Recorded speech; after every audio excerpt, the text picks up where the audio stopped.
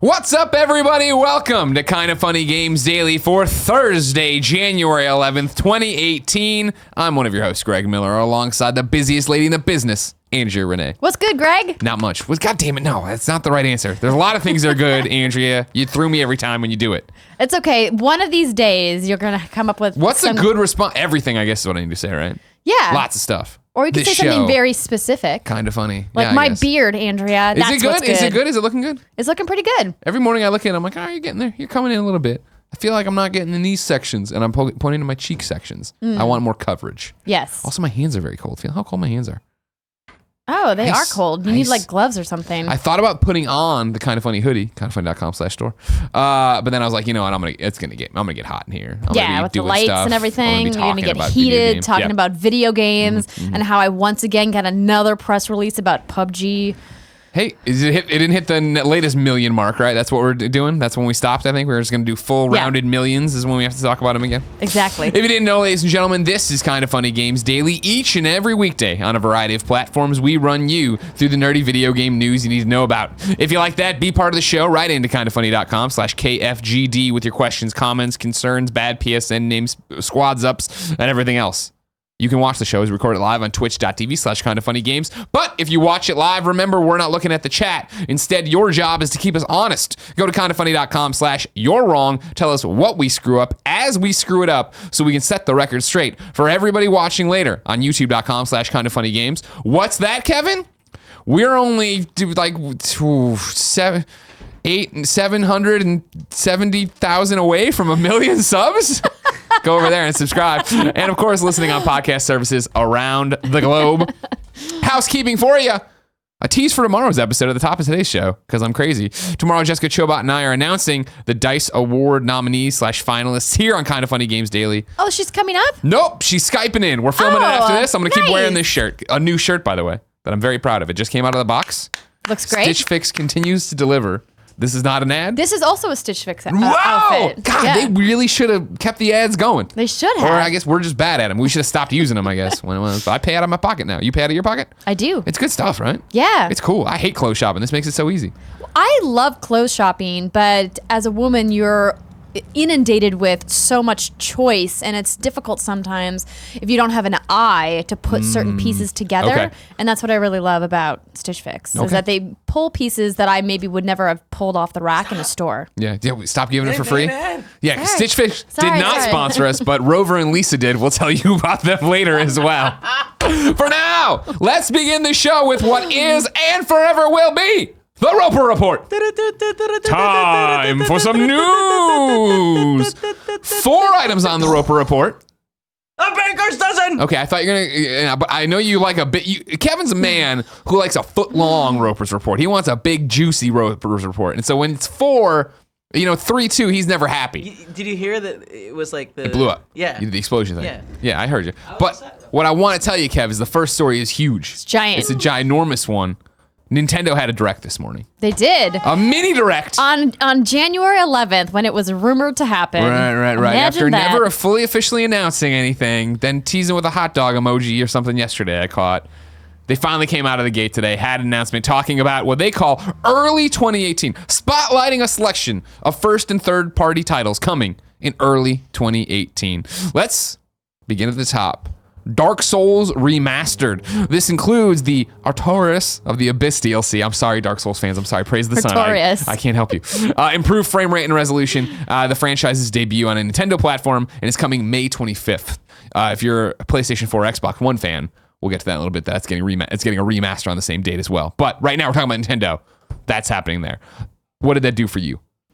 It actually made me contemplate for a half a second about playing Dark Souls, and then I was like, nah.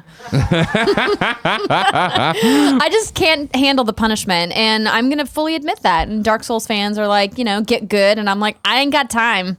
I don't want to like die over and over again. Finchy fan writes in and says, "Hobie ho, kind of funny crew. I watched the Nintendo Mini Direct today, and while at break on work, I was excited for a couple of titles until I saw the slow camera creep up on the unlit bonfire as Dark Souls Remastered was announced. I promptly squealed like a pig in the first episode of Black Mirror. I was so goddamn excited. So my question to you is, are you guys going to try Dark Souls now that it's on Switch? You could join in jolly cooperation with people at the office when you're struggling on a boss and finally get to experience, in my opinion, the best Souls game. I love what you guys do. I look forward to the show each day. Praise the sun." Not happening for you. You're not going to touch it with a 10-foot pole. I'm probably going to download it and boot it up and play through the first level and get my ass handed to me and Sure. be like, why am I doing this? Yeah. And then I'm going to be out. It's going to be interesting for me. I appreciate what the Souls games do. Yes, agreed. I when Demon's Souls came out and Sam Bishop wrote his review for IGN, I popped it in and I was like, oh, this is cool. I get it. It's not what I want to do on my big screen TV when I'm playing something. When Bloodborne came, it was, oh, this is a faster paced version of that. And I jumped in and I'm like, well, it's still the clunky menus and a little bit awkward. And it's just not what I want out of a game experience. But to what you're saying is, I'm definitely going to download it on my Switch. Switch is just like, give me whatever weird game that doesn't seem like it should be for me. Give it to me. Put it on the Switch and I'll tinker with it and maybe it'll click. Like Conga Master Party, a great game that I tell everybody to go play. Like, these are games that I wouldn't give a second thought on PlayStation 4 because I have all these other things to go play with. I know I have limited time in front of my TV, but on a plane, on a train, on a bus in the rain, I don't know. I can't rhyme that well. No, that was good. That was good. I liked it. Thank you. I'm gonna get in there. I'm gonna tinker with this one, I think, for sure. I don't think I'll get far in it, but I'm excited that people are excited. I'm glad this is something people really wanted because we'll get to it later on. Impressions mixed about this Nintendo Direct. Some people, as usual, maybe because we'll get to that. I'm not even ahead. Okay. Now, you might say, that's cool. Souls aren't for me. You might say, I looked at this Nintendo Direct. I'm one of those people that can't get excited about stuff. Ladies and gentlemen, the next title to talk to, Mario Tennis Aces. We're getting another Mario Tennis, Andrea Renee. The first thing I said was, why Mario tennis? Why not golf? Why not golf? Great point. Right? Great point. That was where my head went. But let's start small. Let's just get it going. Let's show that there's something here. It's not the port of the Wii U version or whatever I forget what they called that thing. Kevin, do you remember what they called that one? Remember I beat Tim for the original, we decided the first Nintendo World title there.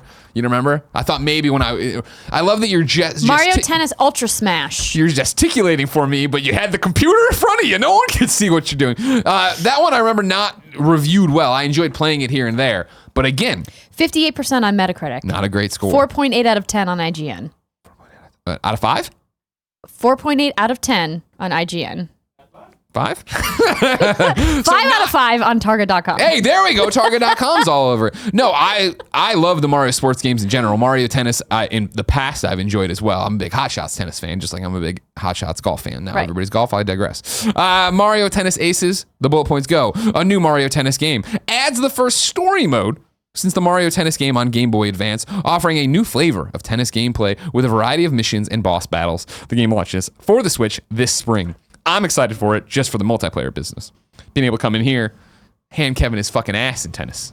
He doesn't have a shot in hell against me. I'm out there. All I'm asking, give me Dry Bones. Put Dry Bones in there as a playable character, all right? Hi, Peach Kevin. gets her due. Mario gets his due. We need the bone, man. People love the bone. Let's bone. Give him the bone. You know what I mean? Mario Tennis move the needle for you at all? Are you afraid of me? Are you afraid of my confidence I'm already showing? No, I'm not afraid.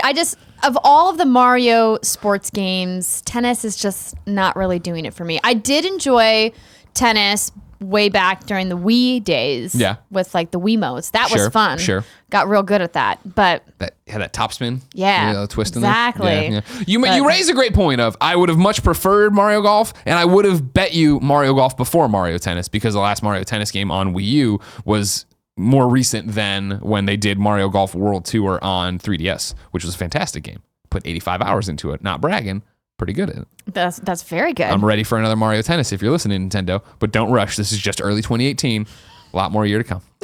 Donkey Kong Country Tropical Freeze is being re-released. It includes all the fun challenge of the original game, plus a new beginner-friendly mode that lets players enjoy this critically acclaimed adventure as groovy surfing simian Funky Kong. Funky Kong can double jump, hover, perform infinite rolls, and even perform infinite underwater corkscrews. This launches on the Switch on May 4th. I know a bunch of you Donkey Kong dorks are excited about this because everybody loved this game. This is the one, out of all of the announcements in the Direct today, this is the one I was most excited about. Really? Why? Because I admittedly only played like a couple of hours of this on Wii U, and I really enjoy the Donkey Kong Country games, and this was critically reviewed very well. People loved it. And I just never went back to it because my Wii just was never hooked up. Yeah, my Wii U Wii sucked, U, yeah. excuse me. And so when I saw them announce this, I was like, this is perfect. It's going to be on Switch. I can play it on an airplane. So if I think about a game that's going to like be brutally difficult, I would rather play this than Dark Souls. Sure. And this is another great example for me personally where, yeah, I was with you. I'm not a Donkey Kong person. And when it came to Wii U and it got all these great reviews and Tim was talking about it, I was like, I should try it, but I ain't going to go home and fucking sink this gamepad Where's into this the piece of sensor garbage. bar? I don't know. Hated you, Wii U. Long live the Switch. Long live Donkey Kong Country Tropical Freeze. Kirby Star Allies. We got more detail on that. Kirby also... I'm just cutting pieces out. Here you go. Kirby also can hurl new friend hearts at enemies to win them over with love and add them to his party. Aw, that's nice. That's amazing. 4 friends can team up and combine Kirby's unique abilities with ally abilities for powerful new friend abilities. This is coming March 16th. This is a big one. The World Ends With You Final Remix was announced. This 2008 Nintendo DS game has been updated for the Nintendo Switch with HD visuals and a new epilogue that sheds new light on the game's story. It's launching later this year. Does this move the needle for you? No. Really? I mean, are you surprised by that? No, I know you pretty well. And this, JRPG kind of thing isn't Not my your thing. shtick. Yeah. This is one that I never gave the right amount of time to. It was on 3DS. It's set in Tokyo. It's at the big crosswalk. I can't remember the crosswalk. Kindoffunny.com/you're wrong. Do you remember? You know what I'm talking about? The giant crosswalk. I've been to it. It's not Dog Shibuya statue. Crossing, is it? Is that did I make that up? think Is that a so. made up place? No, that sounds right, but I don't think that's what this is. Kindoffunny.com/you're wrong. Ryan Clements is rolling over in his PlayStation grave right now. Busy's cross, and maybe Yes, it it was is. Shibuya. I got it right, you Yay! guys. Oh, Shibuya Crossing. Okay, there you go. Yay! Good job, Andrea. I forget why I just wasn't in the mood. I think to play it, and like now that it's here on Switch again, I can tinker with it on a plane, see if it give it more time, go with it. I'm very excited about that. I'm glad people are too, and I know that game was beloved. So if you missed it back in the day, as I think most of you did, because when it came out, you were probably 1 year old. Now you get a chance. We're old people now, Andrea. I know. Don't tell anybody, okay? Okay. Well, you're only 25. I'm an right. old man. For some reason, Hyrule Warriors Definitive Edition is coming to Switch. It's the game you know and love. It has all 29 playable characters from both the Wii U and Nintendo 3DS versions of the game, along with all the previous paid downloadable content. Not content. New outfits for Link and Zelda based on the Legend of Zelda Breath of the Wild game, and that is also coming in spring. Cool. Britt told me she was super excited about this announcement because on Wii U, she said in order to co-op, someone had to play on this, as she says, stupid gamepad while the other person played on a TV, and that caused the Wii U to basically die. Yeah, sure. That makes sense. That totally makes sense. So she said that she's pumped to try this. A lot of people co-op. liked it. I was like, for some reason, I'm just giving you shit. But a lot of people were big fans of this. Obviously, it's, run through and cut everybody down like Dynasty Wars. Cool. Enjoy it. There you go. SNK Heroines Tag Team Frenzy is coming this summer. Play as iconic heroines from SNK's history in new 2-on-2 tag team fighting game. Yee's 8 Lacrimosa of Dana is coming this summer. Dana is coming this summer. Payday 2 is coming February 27th. Join with friends locally or online to execute elaborate heists. Full touchscreen support makes menu navigation easier than ever, while the HD Rumble feature lets them see everything from explosions to weapon recoil right in their hands. A new playable character is coming as well. Joy will be introduced in Payday 2 on February 27th on the Switch. I didn't see this one coming. This is an interesting announcement. I think it's great that Nintendo is diversifying their offering with third-party games like Payday 2. Yep. I think it gives people like me who aren't into a lot of the more Japanese-focused franchises and titles something to look forward to playing on Switch that's not traditional for Nintendo. And it shows, to your point, it shows them being a more adult, more 2018 Nintendo, a more current Nintendo, where it is, okay, we do have shooters on here. Obviously, they already started that with Doom and the announcement of Wolfenstein and LA Noire. Like, they're putting more mature titles on there. This is just the latest one. And again, it falls right into the same thing of, we played Payday 1 a lot at IGN for like Let's Plays and stuff, but I never gave Payday 2 a chance. If they send me a code for Payday 2, I'll put it on there and see what's up. And again, Why if it's not? locally, me and Kevin are trying to do a bank robbery here, why not? Kevin loves robbing things. How you going to say this one? Faye? Faye. This is, I'll read the thing. In this new type of platforming adventures, players run, climb, and glide their way through a dark Nordic forest to explore its living, breathing world. This one's coming February 16th. So it's interesting because Tim and Garrett talked about this yesterday, about how we hadn't really heard anything, and then bam, we have a release date. Yeah. It actually looks really interesting. It doesn't, the art style is pretty colorful, and I really didn't know much about this game before rewatching some of the trailers today, and I'm intrigued. Okay. I want your impressions eventually. Celeste is coming. This is a modern take on the pure action platformer, according to Nintendo. It's coming January 25th. Then we jump into add-on content and DLC. Super Mario Odyssey is getting a new mini-game called Balloon World and a free update that you can unlock after you complete the main story. It includes Hide It mode. Players have Hide It mode. Players have a certain amount of time to hide a balloon. In Find It mode, players have the same amount of time to locate balloons hidden by other players from around the world. Players can move up the rankings by finding hidden balloons and becoming expert hiders. The free update will be released in February with the new snapshot mode filters and new outfits. Sounds goofy. I mean, it's goofy when you describe it. That's cool. Yeah, the gameplay that they showed in the direct about this mode specifically, it was very intriguing. This idea that you could find these really like remote parts of the map to hide these balloons, and then there's like a countdown timer for other players to go and find them. Yeah. That's neat. Yeah. Something to keep you coming back to Mario while you go for all these moons. Kevin, how's your darker side of the moon thing coming? Kevin's Mario obsessed. Not great, Greg. Not great. Not great. Too hard for you. I mean, I'll get back to it. I sent you that link from Without Kotaku. cheating. I sent you that link from Kotaku About on the how to glitch cheat. and how you can skip it. Just if the speedrunners are doing it, you can do it, Kev. Can't do it. Gotta earn it, Greg. All right. Mario plus Rabbids Kingdom Battle is getting that DLC that's been rumored forever. Donkey Kong is headed to the game as a playable character, complete with an exclusive new storyline and world to explore. The DLC pack will release in spring and will be available for purchase individually or as part of the Season Pass or Gold Edition of the game. Did you ever try? I forget. Mario Rabbids, you play that one? Yes, didn't finish it, but played it. That's the same thing. I played it for a while, stopped. I feel like I should go back to it at some point. Yeah. Yeah, Kevin loved it. The difficulty ramped up for me at a very specific point, and I was inundated with playing a bunch of other games, so I just like put it down. And I was like, I need time to like figure this out. Yeah. And then I just haven't gone back to it. Yeah, it feels like when I want to dust off at some point. I don't know. Again, Donkey Kong, one of the worst characters in Nintendo's heritage and lineage. What? He's no dry bones, and he's What? stupid. He's just a monkey. Oh my gosh. All right. He wears a tie. I don't like it. He's a monkey. All right. Pokken Tournament DX is getting a battle pack. The battle pack is now available for purchase in the Nintendo eShop. Now released, just available to buy.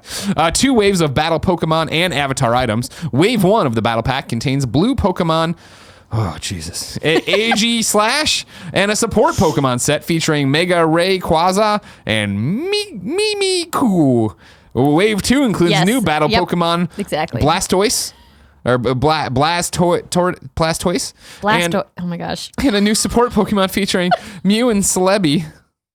Wave 1 will be available January 31st, and Wave 2 is scheduled for March 23rd. I know you were a big Pokemon battle tournament person. Oh yes, I'm the biggest. Kevin, go get me Tim Gettys. Yep, on it. Tim We Gettys, need Tim please. Gettys' expert analysis of this Nintendo stuff. So many people reached out and said, add a third mic to the show. Have him on the show with you guys like you probably did with would've been the Victor right call. Lucas. And I said, I'll do that. And then Tim didn't show up to work until this show was already started. Do we wanna put so a now third mic he's in? got to come in here and answer for his You want me to crimes. set up a third mic? It's going to take too long. Okay. There's all no right. chair or anything. I've got a mic. I mean, there's a chair right there. You don't have much to say. That's a bad sign. Tim Gettys, Nintendo fanboy number 1. That's fine. Switch's My mic wasn't biggest good fanboy. enough. That's fine. Well, he knows there's no personal space boundaries between us. Yeah. What did you think? I mean, hey, it is what it is, right? They didn't announce is this. what it is. They didn't announce this before we were going into it. They didn't tell us to please be excited. They Yeah. just did some hype and then shadow dropped this thing 6 in the morning. I think that says everything you need to know. Nintendo Direct Mini.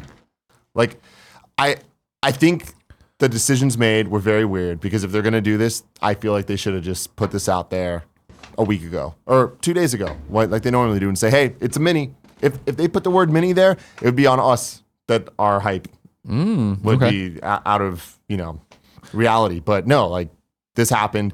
Having said that, what we got, really cool stuff. Yeah. And it's not what we as Nintendo fans. It's not Pokemon. It's not Metroid. It's not all the E3 Mario Tennis announcements or whatever.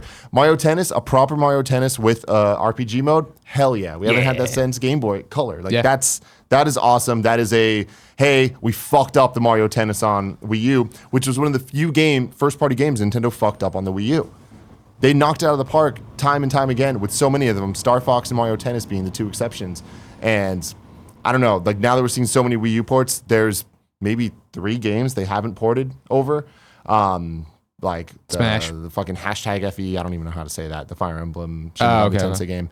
That, Smash, Mario Maker, and... Mario Maker. I always forget about Mario Maker. I'm sure That's got to come. But I imagine Mario Maker E3. 2 will be the game that they come out with, and then Smash, I don't know what they're doing with that. And man, I'm blanking on one that's important. But anyways, Animal Crossing. At the end of the day, those new franchises, they're not going to. Oh, my apologies. There was no Animal Crossing on. There wasn't a I'm real just fucking- Animal Crossing on Wii U. Just fucking around. That was another misstep. That and Mario Party. Right? So yeah, Wii U did have 4 missteps. Okay. Well, in terms of the first party output. I know. I'm fucking around. But the big news here, Donkey Kong Country Tropical Freeze. More people are going to get to play one of the best 2D platformers of all time. I'm gonna play it makes for you. me happy. It's I'll play it. fantastic.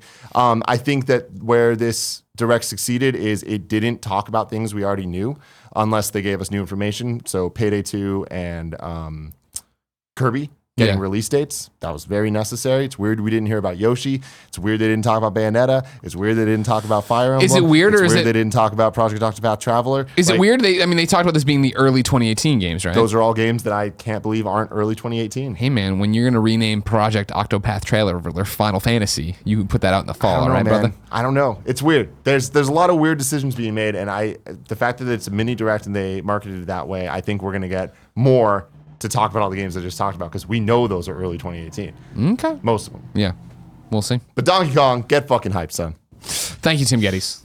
We have a lot of questions, so if you want to hang around, you can. But if you have work to do, I understand. He's just going. He's gone. Javier writes in to kindafunny.com/KFGD and says, hey, Greg and Andrea. So Nintendo had a mini direct this morning and a few cool announcements, including Dark Souls Remastered and Mario Tennis Ace, which seem really interesting with the story mode. My question is, why hype this direct so much when it's just a mini? Not even a standard 30 to 45 minutes. I'm sure that many people out there were expecting the second coming of Christ with Super Smash Bros. Switch, Metroid Prime 4, etc. But that obviously didn't happen. Either way, it was a solid direct. I agree it was a solid direct. Here's my thing. I don't think they hyped it that much. They did not. Nintendo did not. This was 100% community-driven hype, which is fine. I mean, yesterday, Gary and Tim talked about it for like 30 minutes, and I was like listening to the show going like, why are you guys going on and on about this? Like it's like their E3 presentation.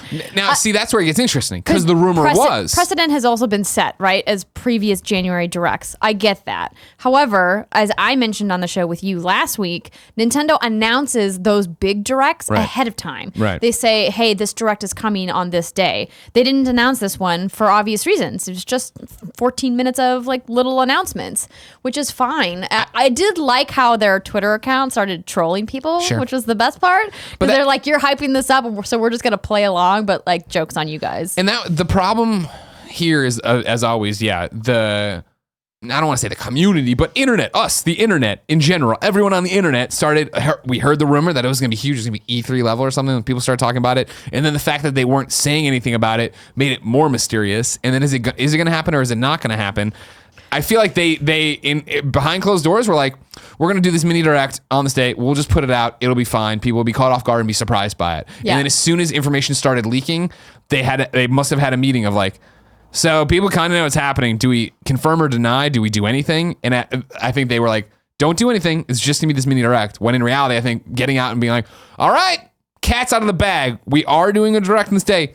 it's small. It's just the first half of it's just about the first, few months of the year. This is not our E3 presentation, But then that sucks because you don't want to say don't be excited. Right. So they're putting So hard to be in this in this position where they don't want to make the announcements they did announce seem like they're not important or that they're not worthy, that these games are not worthy of your time, because that's not a good service to the developers and their partners who are making these games and who are very excited about their individual titles, even though the community, wanted what Tim wanted, right? They wanted something about like Smash or Metroid or some of these more, popular titles. So of course Nintendo is not going to come out and be like, no guys, calm down. It's not going to be that big of a deal. Don't be excited for this. NBD, don't be happy. guys, NBD, right? So of course they're not going to do that. But I don't think that this was hyped up by Nintendo in any way, shape, or form. This was 100% on us. Yeah. So there you go, Javier. Don't worry about it. Jordan writes into kindafunny.com/KFGD and says, "What's good, Greg and Andrea?" Say something's good. Say something's good. This coffee is good. Is it? Okay, Yes. Well, it's kind of cold now, but did you do French? still I good. love. That's how I drink it. No, I did the Christmas blend. We still have that? There was a couple of them, rogue ones. I was like, ooh. Yeah, good job, good job. I was going to hide some in my desk, but I think I had already had to put them out. Would you like me to bring some extra Christmas blend? Yes. Okay. Nintendo trolled us well the past few days, but at least they gave us the goods in today's mini direct. Well, we got some confirmation of release dates and windows, as well as the announcement of some new games and updates. There's still plenty of questions left unanswered regarding the Switch's online service, virtual console, and the status updates on announced titles such as Metroid Prime 4, Pokemon, and the Wolfenstein 2 port. What are the chances we hear anything about these larger topics before E3? Based on the amount of games announced with dates going to Memorial Day today, I have doubts we'll get anything before Reggie blows our pants off this June. I'll be happy to be proven wrong, though. Thanks for your thoughts, all, Jordan. I don't think it's beyond the realm of possibility that thank you, beyond. March or April, you get some other kind of announcement from Nintendo, another mini direct, or talking about the games. Tim was talking about Octopath and all this stuff. But even not Octopath, actually, take that off the table. Other games, here's something else that's interesting. But if you're going to hear about Metroid, if you're going to hear about Pokemon, if you're going to hear about, I think Octopath Traveler, I think that is E3. I think that's their big guns. Wolfenstein 2 port is interesting. I could see that being an announcement from Bethesda on their blog or some kind of I don't joint see press that being release. a standalone Nintendo announcement. Yeah, once they figure out, I think, hey, this is what the release date is, they go from there, and that's how they do it. But yeah, I think they're going to go pretty quiet now. You're not going to, anything the really big games, Metroid, Pokemon, Smash, you have to wait for E3 now to hear something about. Even though, again, like you're saying, if this direct was going to be that, you would have known about it. You would have known, hey, every tune into this. And then we had a question. Gary wrote into Tim. But as I said, Tim walked off. He said his piece, dropped his mic. No, Gary, I'll read Gary's question. All right? No, please no. Gary would never write into the show. Hey, guys, this question is for Tim. Tim, seems like you have your finger on the pulse of Nintendo when it comes to Wii U ports. As an example, you said Tropical Freeze was coming, and it was announced today. Do you think they'll eventually port Tokyo Mirage Sessions to Switch? God, I hope so. It's literally the only game that almost got me to buy a Wii U. Thanks for all you do. Almost got me to buy a Wii U. Yeah, that's how it's got to be. Gary, I'm not Tim, but that's a great question because yes, I almost plugged in my Wii U to play Tokyo Mirage Sessions as well. But people loved it so much. No, God no. So the game isn't enough of a draw. No, it's like we're talking about Donkey Kong. It sounds cool, but fuck that. I'm not dusting this thing off and finding the sensor bar. But I actually had Tropical Freeze on Wii U. I just didn't want to continue playing it. This guy didn't actually even bother getting it. I respect that. You don't want to buy a Wii U just for one game. And I can short that sentence. You don't want to buy a Wii U. Period. All right, so that's Not what it was. It's a great question, Gary. I could totally see that happening, and I'd really, really like to see that happen. I'm not Tim Gettys. I can't predict if it will or won't, but it seems like the smart money would be on that happening. But he missed his chance to be part of this show. Everybody tweet at Tim Gettys and say thanks for nothing. Oh, no, don't say that. Okay, say hey, we love you. How about that? All right. Better, yes. Number 2, this is such a throwaway story. IGN had me bite on it, and then I went and read the blog, and I was like, oh, that's really it? December was GTA Online's biggest month ever. Over on Rockstar's thing, they opened up one of their things saying, 2017 was the biggest year of GTA Online yet, capped off by an epic December that saw more players in the game than ever before. That's impressive, though. It's impressive, and which is why it's here. Kevin, it was me and Kevin. We were there playing. That two put them over the edge No, because of the we record. restarted. We went in there with our paddles. We reshocked the Kind of Funny clan back to life. Kids started coming in and playing with us. We were all dancing and doing stuff. We all had white suits. Well, in this and one they thing. have that crossover DLC, right, with the heist where you can get the revolver yeah, the that will then revolver for give you Red Dead. a complimentary revolver on Red Dead 2. Yeah. Right? So yeah, So- it's in here because it is interesting that this old ass game continues to set records and do all these things, and It's people 4 came back. years old. It's not Old that ass old. game, everybody. All right, and here it is doing this, but it's just like, oh, I thought I was getting into a real blog post about like, here's what we saw in the increases, but it wasn't. But it's still impressive. 85 million copies sold. It's now the #1 selling game in the United States per NPD. Damn. That's impressive news. Congrats, Rockstar. Good job. Good job, Rockstar. I'm really interested to see how their learnings from GTA Online are going to affect the online Yep. multiplayer offering in Red Dead 2. Yeah. They didn't learn much. Yeah, they sure didn't make any money from GTA Online, not like billions of No, I'm dollars. not saying that they didn't make any money. I'm saying that shit is nearly impossible to play just going in. Yeah, to just jump into GTA Online. Yep. You hope that Red Dead would be better. If we didn't have our Sherpas, we'd be Yeah. fucked. Well, I mean, the idea is that you play the campaign first, and then you go into the online with all of the learnings that you yourself have undergone during the campaign process, I've right? played the campaign thoroughly. And you still felt really lost in GTA online. Online, jumping into so GTA Online, it's not, oh, I know how to get a gun. I know how to get around Los Santos. I know how to do this. It was the thing of like, all right, cool. Kevin and I want to do a job. All right, Kevin, we're partied up. We're in a group. I'm starting the job. Here, wait, why am I in with random people? Oh, we're already going through. Fucking goddamn it, quit, come back out, go back in. Why can't I make a private room? Why can't I do? It was all these like, and then it's like, everything's buried in these menus, and it was like we finally had to team up with Peanut. What up, Peanut? And he started walking us around, showing us exactly how to get through menus and how to do this. And it was just like, oh yeah, well you guys are low enough level right now that they're just gonna assign you other people, so you have to do this or do that. When I start one, I can. I'm like, oh, god damn it. Just all these little things, you know what I mean? Of hey. Not having played the game from launch, GTA Online, right, now you jump in and it's like You wanted like a little bit more hand holding at exactly. the beginning. Here's our. We every time we try to play, you know, Kevin's like confused. Not every time, but in the beginning it was Kevin's like, did I finish the tutorial? I feel like I did, but I can't see you in my world. I can't invite you. When I go to invite him, I couldn't. It was all these like little things that, yeah. Why, Andrea? Why can't everything This just is be why easy? walkthroughs exist, right? Yeah, but all the walkthroughs on GTA Online suck. All Like, of them? Yeah, all of them. There's like here. I'm like, my how do I gosh. get fucking rich? I want to buy a DeLorean, and they're like, well, here you could. I'm like, oh god. Just buy shark cards. Yeah, I know, right? Then you're rich. For $180, I too could walk away with a DeLorean right now. Number 3, and let me tell you, ladies and gentlemen, Andrea Renee is gonna have something to say about this. WWE is broadcasting in VR in 2018. This is via IGN. WWE will soon be bringing VR highlights of select 2018 WWE events. WWE is partnering with Next VR to produce 6 10-minute VR experiences this year. Fans will be able to watch the highlights for free on a new WWE channel in the Next VR app following each event. The app is available to download on the Samsung Gear VR headset and Google Daydream View, along with compatible smartphones, PlayStation VR, or the Windows mixed reality platform.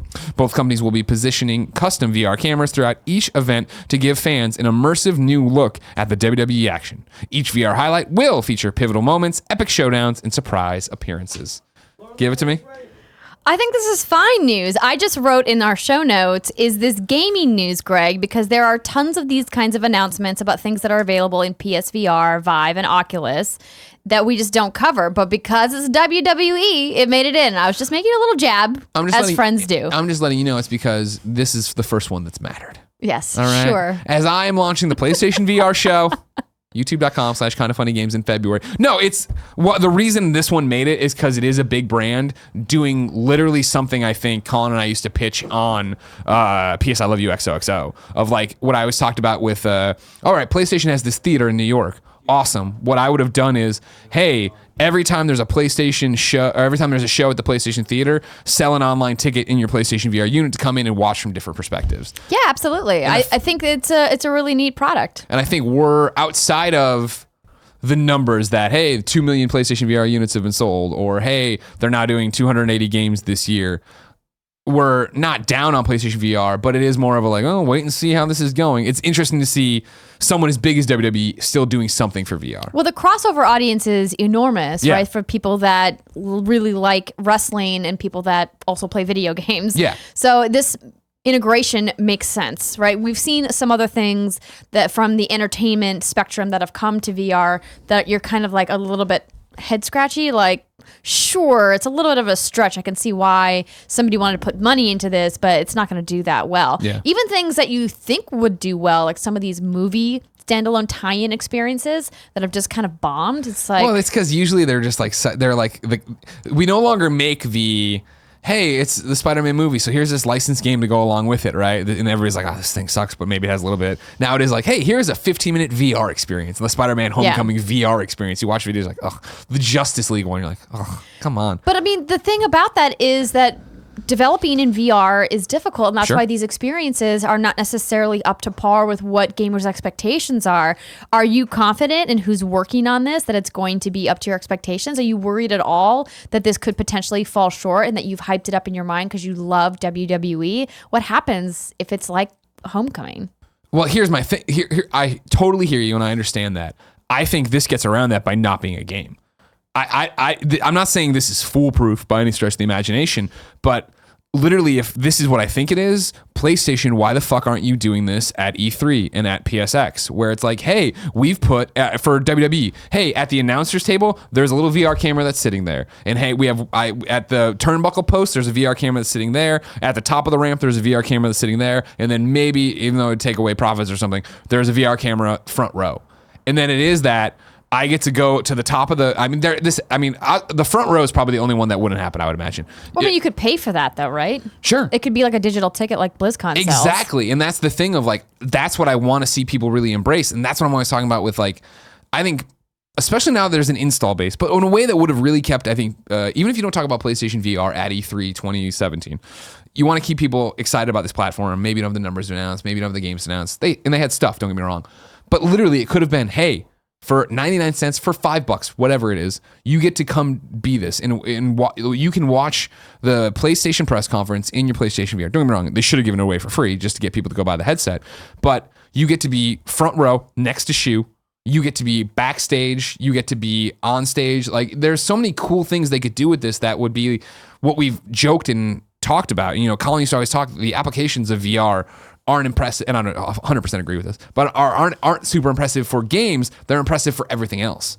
And this is such a great example of, like, yes, do this and test this so that in 5 years there is a, hey, I want to be front row for WrestleMania Live while it's on pay-per-view, and that means that I spend whatever it is to get that ticket, because people will pay an extravagant amount, especially as the technology keeps up, to sit there and have 4K Absolutely. visuals and look around. And then, pay-per-view is a huge market for them. Yeah, exactly. Like it's just a really cool thing, and it's cool to see a brand as big as WWE actually experimenting with it and doing something. Now, PlayStation, you have to do the exact same thing.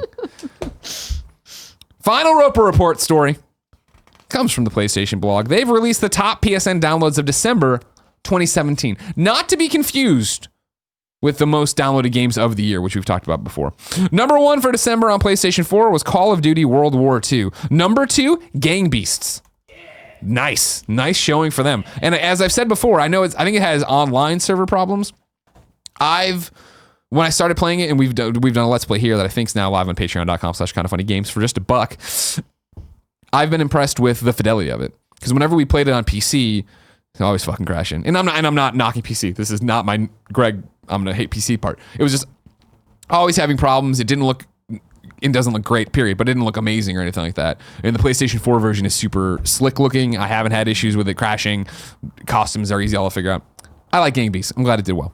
Number 3, Star Wars Battlefront 2. Number 4, Grand Theft Auto 5, of course. Number 5, Madden NFL 18. Number 6, FIFA 18. Number 7, Need for Speed Payback. Number 8, Rocket League. Number 9, Human Fall Flat. Number 10, NBA 2K18. Congrats to them. Brittany said that Human Fall Flat is hilarious and really fun to play in co-op. I don't know what it is. It's like so I think it's a platformer with ragdoll physics. Okay. Here, let me show it to you.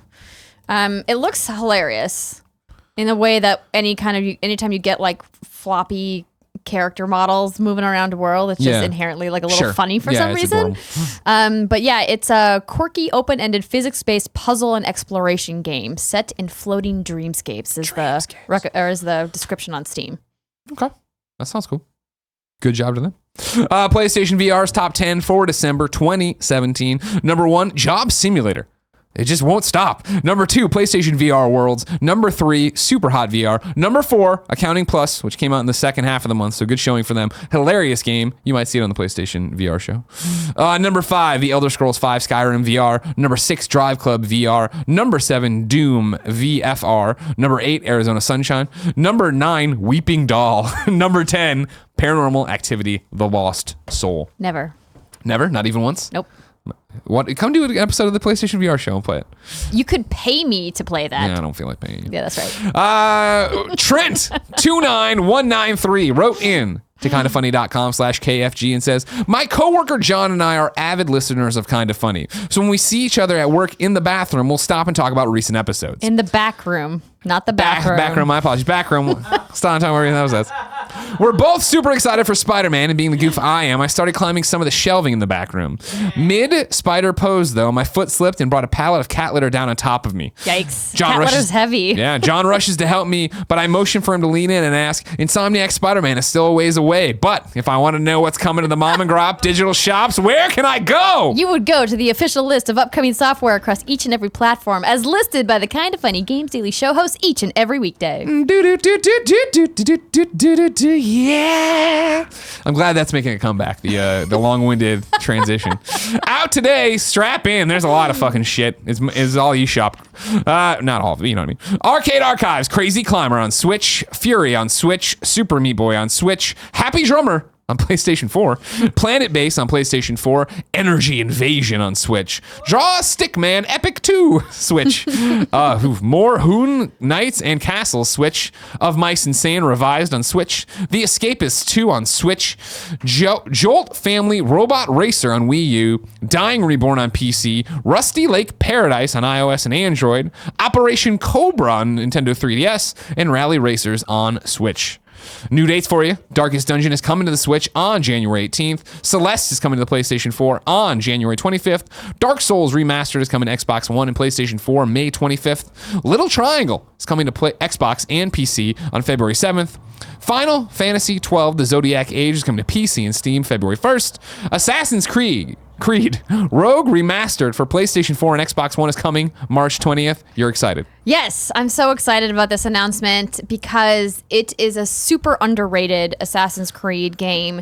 When it came out on PC, looked great. I played a little bit of it, but I just don't like having to go out to the studio where the PC is to play video games, and so I just never finished it. The stage for this, right? This is the one that Unity came to Xbox One and PlayStation 4, and then this one was PC, PS3, and 360. Yes. So like the generation moved on. Yeah. Yeah, and I had already unhooked my 360 and PS3. They were like in the closet. Yeah. And so I was just like, I can't do it. And so I'm really happy that they're remastering this and bringing this because it's a little bit of a different take in the Assassin's Creed franchise in the sense that you start out as an assassin who eventually turns into a Templar. Ooh, okay. Gameplay's good though? Yes. They take some of the core of the franchise, some of the climbing puzzles, and more of the dungeon crawling things that we saw in the earlier part of the franchise and bring that back, which we're kind of missing in. Do you know where it's set? So it's set in a couple of different places. There's a bunch of stuff in the North Atlantic. There's some stuff in New York, and another place that I'm You include here. You can look if you want. This is going to include the downloadable content from the original game, 2 bonus missions, as well as the Master Templar and Explorer packs, which contain weapons, customization items, and special items, including Bayek's Legacy outfit from Assassin's Creed Origins. Also getting a date, the aquatic adventure of the last human, coming January 19th to Xbox One and January 23rd/24th, depending on your region, to PlayStation 4. I'm going to find it eventually. Okay, don't worry. It was in the press release this morning. You think it over. Okay. While you do that, I'll seamlessly transition to reader mail and tell you that it is brought to you by Rover and Lisa. If you're like me, you love your dog, but dang, can that cutie be a hassle? If your plans change, well, rover.com/kindafunny is here to help. I got to write that ad. I'm still very proud of it.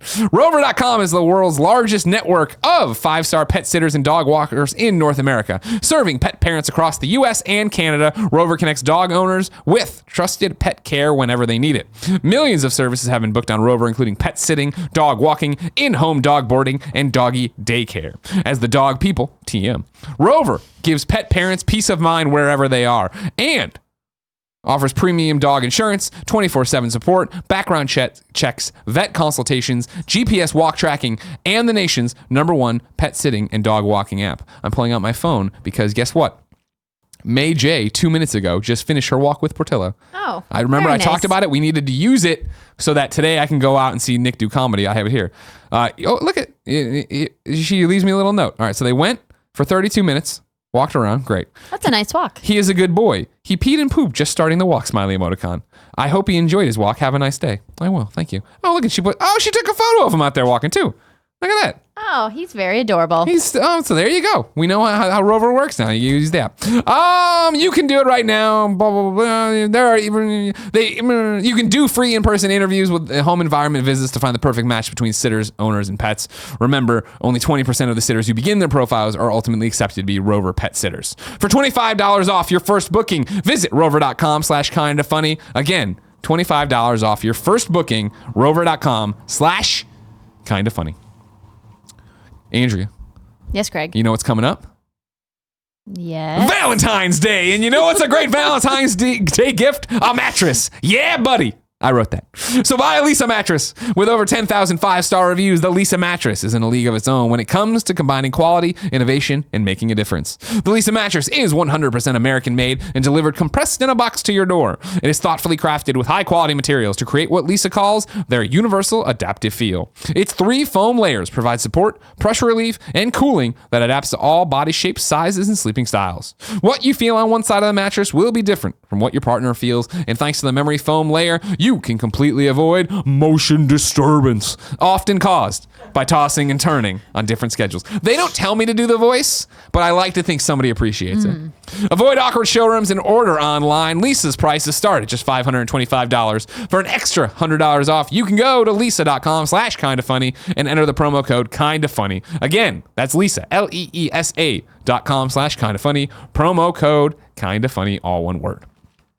Dylan Johnson, choking on my own spit, writes in to kindafunny.com/KFGD and says, "Hey, Greg and Andrea.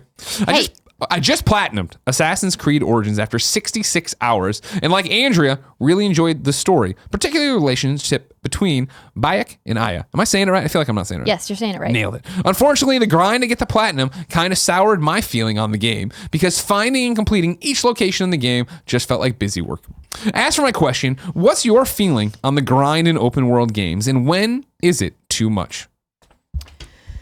That's a fair point. The world is gigantic, and I think that there's 2 issues at play. One is there locations in the world that feel like they're just there for the sake of being there, which has been a criticism of the Assassin's Creed franchise for the last few iterations of them just filling the world with filler.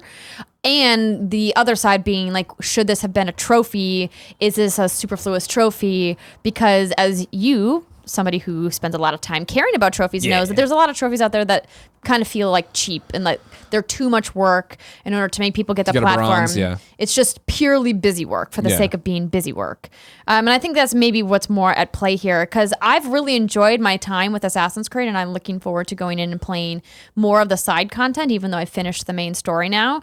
But I don't feel compelled to check off every little question mark that's in the entire world. Right. You know? I felt the game, I can't speak to Assassin's Creed Origins trophy list because I haven't given it that much time. For me, Horizon last year nailed it, where it was like, oh, all these trophies are fun and they're not asking me to do something crazy hard. They're not asking me to collect 400 I remember early on the game, I didn't want to look at the trophy list. So it was like scouring for every audio log and every audio diary. And it was like, oh, that's not even tied to a trophy. I've just been, or not, collecting each one of them isn't tied to a trophy.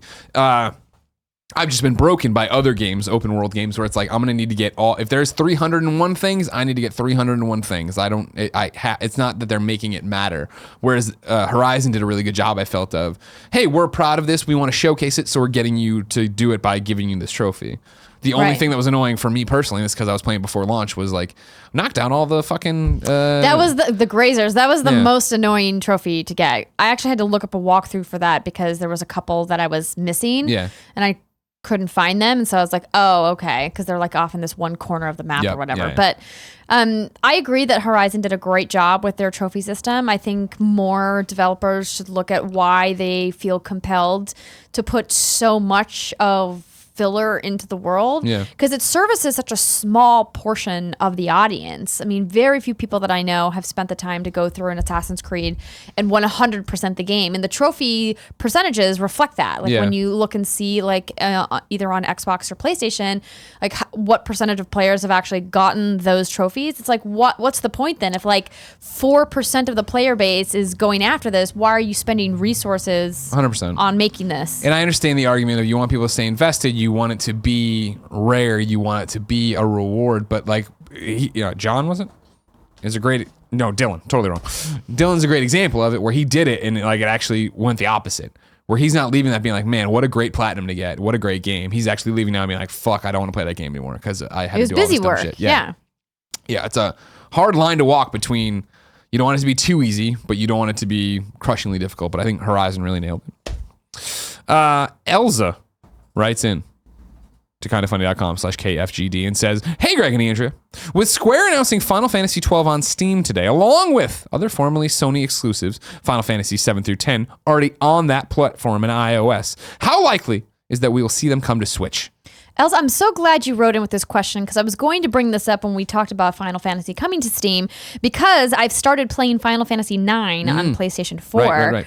And I've been having some difficulty with it, and I find it hard to motivate myself to sit down on my couch and play it. But if I was trapped on an airplane, I think I could easily pull up my Switch and play this game because the graphics are showing their age. Sure, I mean, this game is quite old, and I think they did a nice job with the upgrade to HD, but it still like looks like a game from 2000, right? Yeah. Like it's old, and there's nothing wrong with that. But what it means is that when I am sitting down playing a game like Assassin's Creed or Horizon, and then I switch over to play a game like Final Fantasy 9, it's a rough transition. But I feel like on that small screen and the portable handheld Switch, that it would feel a little bit more at home than on a 65-inch TV and HDR. How likely do you think it is? I don't see why not, right? Like, I mean, they've already ported it, so it can't be that difficult. I feel like maybe they were thinking they wouldn't do it, another Nintendo console, but now seeing the install base, you have these things like you're saying, already ported, you've had a team of port people working on it. How hard can it be to say, okay, well, now port over the infrastructure to Switch and put them out there? It seems like an easy win. It seems like something they'd want to, and it seems like it's easy money. Yeah. So I would think it would happen eventually, but things you think should happen in video games don't happen all the time. Sure. Like a Patapon 4 on PlayStation 4. You know what I mean? Even a Patapon on Vita, that one would have made sense, but I just digress, with trophies. Come on now. Time to squad up. This is where one of you writes in to kindoffunny.com/KFGD, giving me your name, your username, your platform of choice, and why you need help in the world of video games. I read it all here. The best friends come and find you. You all play games together, and everybody enjoys life. And Kevin. Marcus writes in, he needs help on Xbox One. His Xbox Live name, Full Primal. Looks like there's a space in there. Full Primal. Full Primal says, looking for some people to play Smite with on Xbox One. Recently got back into the game and needs some people to Smite with. Playing Arena solo with randoms has been a headache lately. If you want to play Smite on Xbox One, hit up Full Primal. Andrea? Yes, Greg. Every day while we do this show, we broadcast it live on twitch.tv/kindoffunnygames and ask that audience to go to kindoffunny.com/you're wrong to tell us what we screw up as we screw it up. What did we get wrong today? On yesterday's show, which I listened to today, says Lethal Arrow. Lethal Arrow. Tim pronounced my name as Lee Polar when it is actually Lee Polaro. It sounds like Lethal Arrow. We'll let Tim know. I mean, that's on you. That's just get a better name. We can't be held responsible for that. This one I'm not sure. Editorializing. What's this one's about? It's in hieroglyphics. Jams the Kuma says the world ends with you was originally on DS, not 3DS, as Greg said. My apologies. Now that I know that, but now anytime I talk about the DS, it just becomes the 3DS. Yes. Good call. But I remember playing it on my Lite at IGN. Or putting it in, I guess. And Big Bad Beluga says, The World Ends With You is an action RPG made by a Japanese studio, particularly a number of people from the Kingdom Hearts team. But is it necessarily a JRPG? Okay. Good call. Good correction. Thank you. This is a very good one as well. Jixtifer said, Andrea said that she didn't see a Payday 2 announcement coming, but the news of Payday 2 coming to Switch has been known for quite a while. Yeah, Tim said that when he was on the mic. I was like, oof, I did not remember that announcement. I do not remember it was that. announced back in April. There you go. So that's on us. These are good of your wrongs today. We just missed it. This isn't the normal bullshit of like, no, well, actually, this isn't a real correction, but I noticed that, Oh, Kevin.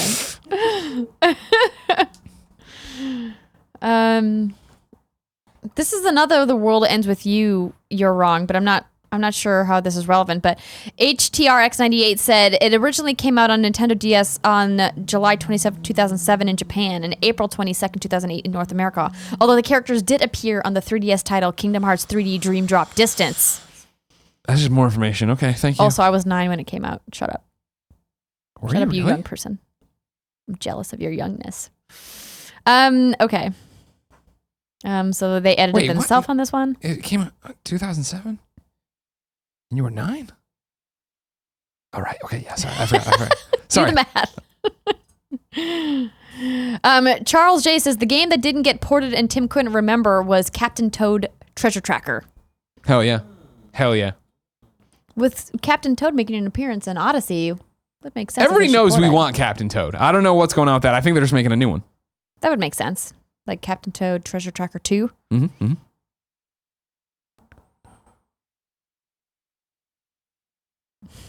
Oh, you're clever, J.S. Collins, but I'm not reading yours. Almost got her.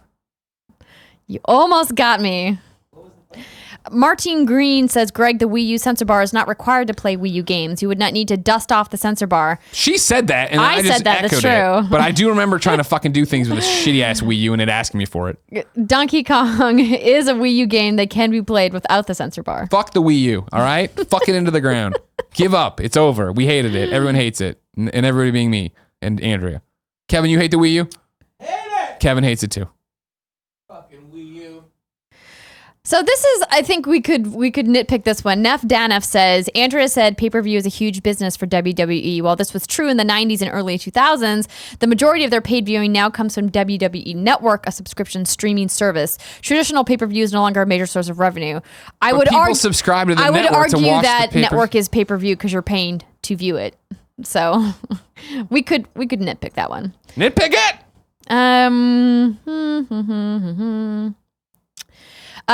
Jams the Kuma also says Greg forgot one of the Nintendo Direct announcements which came out today, Dragon Quest Builders demo for Switch. I don't really mention the demos usually here, but okay. Fair. So I don't know. We didn't say that WWE was the first major property to do video through PSVR, did we? I was saying it was one of the first brands that mattered. It was a major brand that was matters doing it. to you, I guess. Yeah, 100%. Who Because else did it? Sarvinator says the NFL, a gigantic brand, posts highlights from selected games on a regular basis, which I did not know. I didn't know either. That sounds awesome. I think I want to put my PSVR on just to check that out. Do I have to? Yeah, I gotta look The into where I get NBA broadcasts a game live in VR about once a week. that. What the fuck? Really? I watched a game 2 weeks ago and it was pretty slick. One camera is on the ref's table at half court and they have cameras behind the rims so the action comes right at you. A ticket for one game is $7 via the Next VR app and NBA League Pass. I gotta get this If in. you already have League Pass, it's free.